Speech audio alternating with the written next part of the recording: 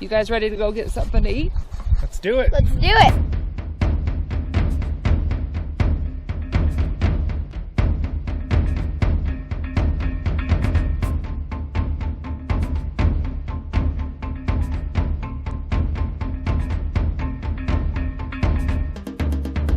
Let's eat!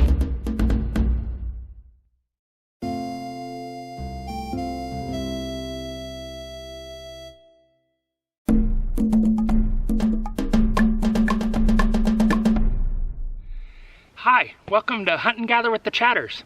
Today we're in northern Arizona on a archery turkey hunt. It's also deer season, but and normally that's what we focus on. But this year we got an antelope tag, an elk tag, and my wife was lucky enough to draw a once-in-a-lifetime bighorn sheep tag. So we're not looking to fill the freezer, so to speak. But the nice thing about turkeys are they're just the right size for a dinner and maybe some leftovers for some lunches. So anyways, we're super excited. Let's go see if we can get a turkey to eat. I gotta tell you something that just changed my life. I recently got these hearing aids from Sam's Club. My brother got his from Costco, and he says they're good as well. But anyways, they're about $1,800. They're warranted for 3 years, and I absolutely love them. It's not funky to wear them. They're very comfortable. They're not very visible. The batteries last like a week, and they only cost 50 cents for the pair. So anyways, if you have trouble hearing, I highly encourage you to get down to Sam's Club and check out those hearing aids.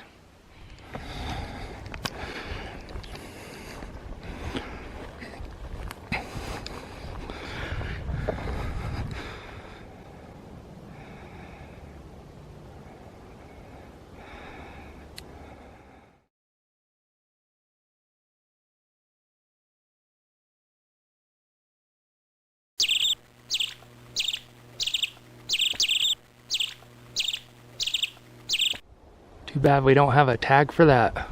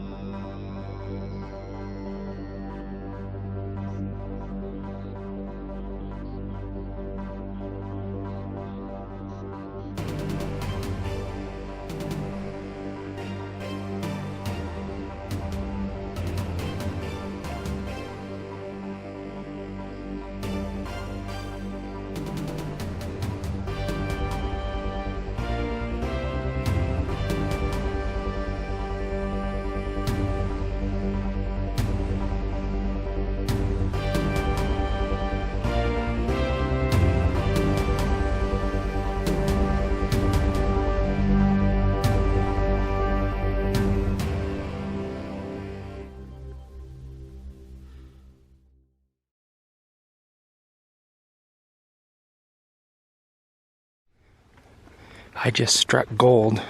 Look at this. Lots of turkey tracks.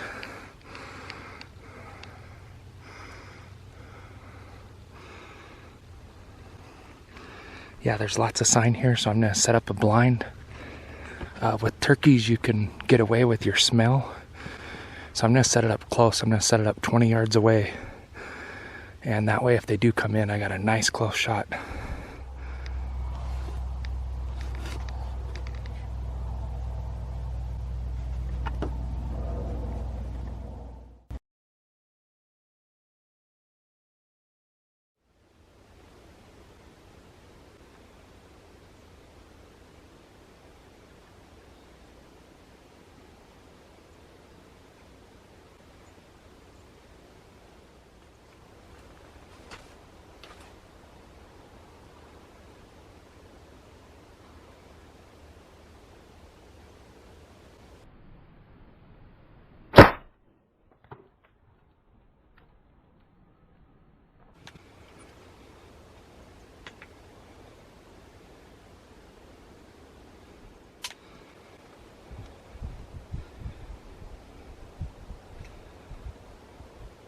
So I missed that turkey 20 yards away, but look what happened.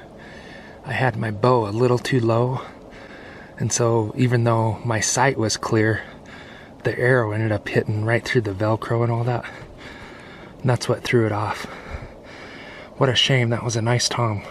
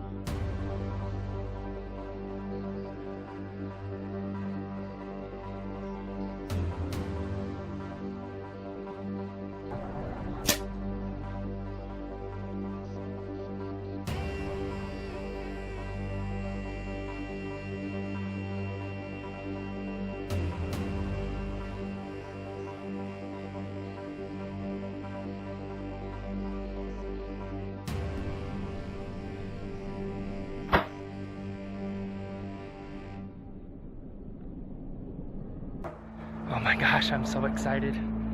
I followed the turkeys out of the blind. I was pretty sure I hit it. And I kept following them, and after like maybe 40 yards, I saw one of the turkeys kind of lay down in this brush.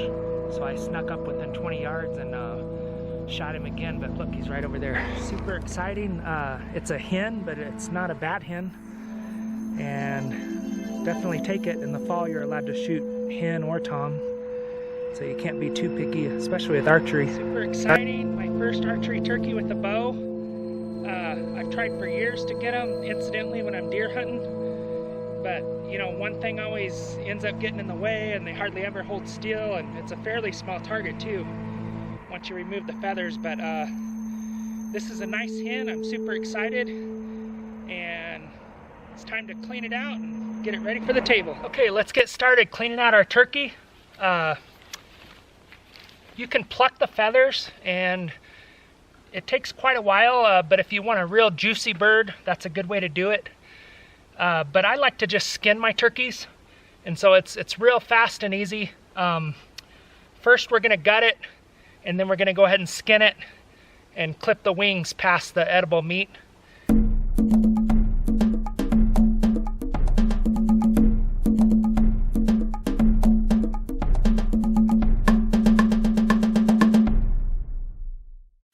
Okay, we're just gonna rinse it off with some water, but basically that's it. I'm gonna leave the feet attached for now, because legally I have to, that's where the tag is. But once we get home, we'll chop it off right there at the knee, if you wanna call it that. And anyhow, there it is. This is the turkey. It's about 8 pounds, and that's a pretty typical size for a wild bird. But something to know about wild birds compared to birds that you buy at the store, they are not treated the same way in the store as we are treating them. So first and foremost, the biggest difference is our bird is skinned, it's skinless. We've removed the skin and the feathers, whereas most birds that are in the store, they've got the skin on them, and so they just stay moisture while you're cooking them. But wild game, it's hard to process the same way as a big manufacturer. And so what we do to compensate for that moisture is we do a brining. This is a book that we made a few years back just to try and get people excited and more savvy on what they could do with their wild game. And here is just a one-stop shop for roasting birds. It comes with a brine table and a roasting table based on whatever you're making, however big your animal is. So I'm gonna walk you through that process right now. All right. So we are ready to start making our brine. We're gonna put pepper, garlic, salt. I have some barbecue sauce. You can also use soy sauce. And I thought I'd give it a little extra edge with some oregano. These proportions have already been measured out for my 8-pound bird. And I also chopped up about half a cup of onion. add any seasonings that you like. As far as the salt, you're gonna want to only add salt during the brining process, and when we get to go to roast it, we won't be adding any more salt. It's gonna have plenty of salt from this. So I'm gonna put my salt in there. Garlic. My pepper plus a little oregano. And then, woo.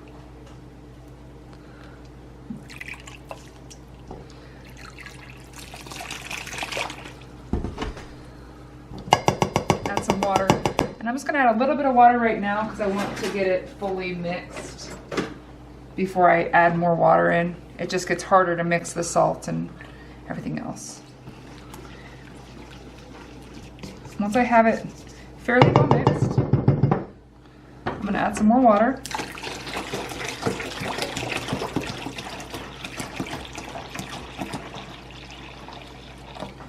And I've already looked to see whether or not my bird would fit in this bowl, and it's not gonna.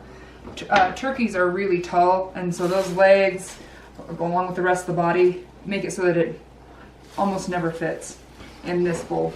And I don't have anything bigger. So what I like to do is use a produce bag, and that allows me to have the turkey fully submerged, but not require a huge container for it. All right, so we got our brine mixture, and I think this pot's gonna work better than that, just 'cause it's a little bit taller, especially for at least getting my bird in there with some of the brine solution. And I'm gonna add more water. I'm just kind of waiting until I see how much the bird's gonna need. Put that in there. And then I'm gonna lift him neck breast side down, just because that's the best eating area.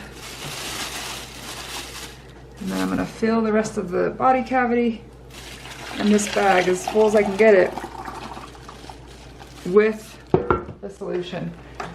And I still have some salt in here because water can only hold so much salt, and so that's why the measurements are what they are.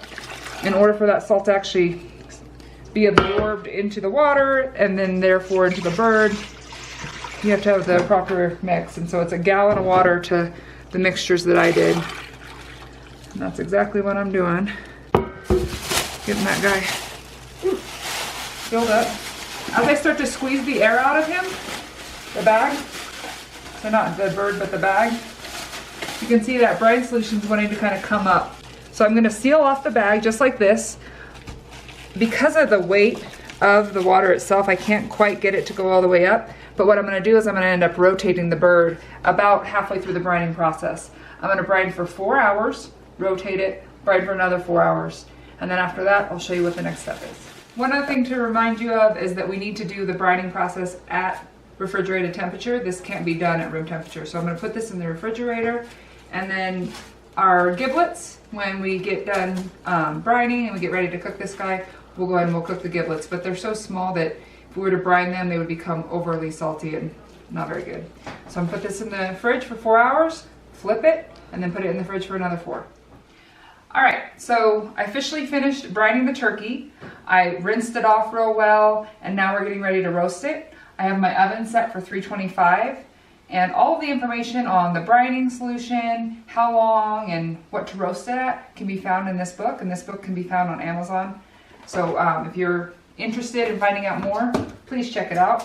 In the meantime, I've already salted this bird plenty. So all I'm going to do is add a little bit more seasoning, and again, because this is a skinless bird, I want to add as much moisture as possible. So I'm going to add a coating of olive oil all over the bird. So I want to put him breast side up after I've got that side coated with oil.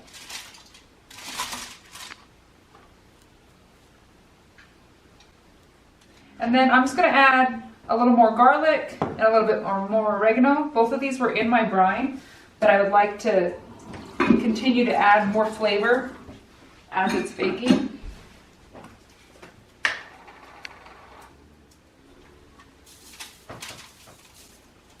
All right. Some something that I'm gonna do too, just to make sure my bird kind of stays intact and isn't flopping around, more contained while I'm baking it, is I'm gonna take some twine and I'm gonna wrap its legs together as well as its arms or wings. And then I've taken 2 sheets of foil that I've folded over together, and I'm gonna fully encase him so that when he's baking, all that moisture is staying in there. When he's cooked for about 2 hours and 45 minutes, I'll take that foil off and let him just brown up real nicely. But in the meantime, I wanna get kind of a steamed cook while it's doing its initial cook. So let's go ahead and tie up his legs and we'll get him in the oven. All right, my bird is ready to go into the oven and my oven's preheated. So I'm gonna get him in there.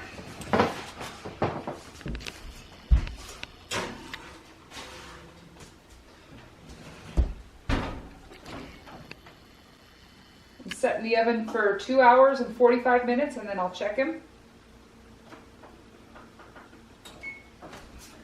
And then I'm gonna get my neck that was part of the brining solution and then my giblets and get those going on the stove. This makes a nice gravy for mashed potatoes or stuffing. I'm not sure what we're gonna do. We might just use it over the meat. But we'll get that boiling on the stove and let that boil for a couple of hours just to really tenderize everything. Time to get that turkey out.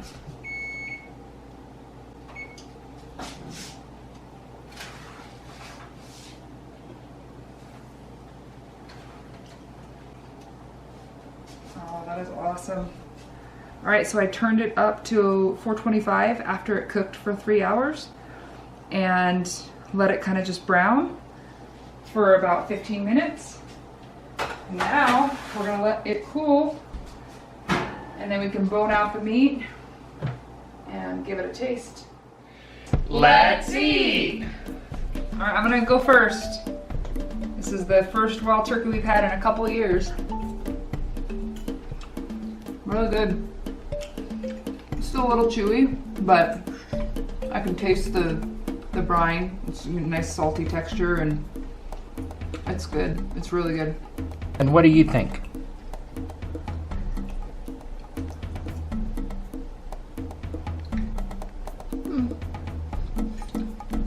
Yeah, it's really good. It's nice and salty and it has good flavor. First archery turkey ever. Does it taste any different than a rifle turkey? Shotgun turkey? Or a shotgun turkey. It's awesome. That brine is totally the answer to take a wild turkey and make it taste like a store-bought turkey. Yeah. Love it. Yeah, good job. And you got a leg, right? I got a leg and a little bit of a breast. Thanks for watching Hunt and Gather with the Chatters. We'll see you next time when we go get something to eat. And please subscribe. It's free and it helps us out.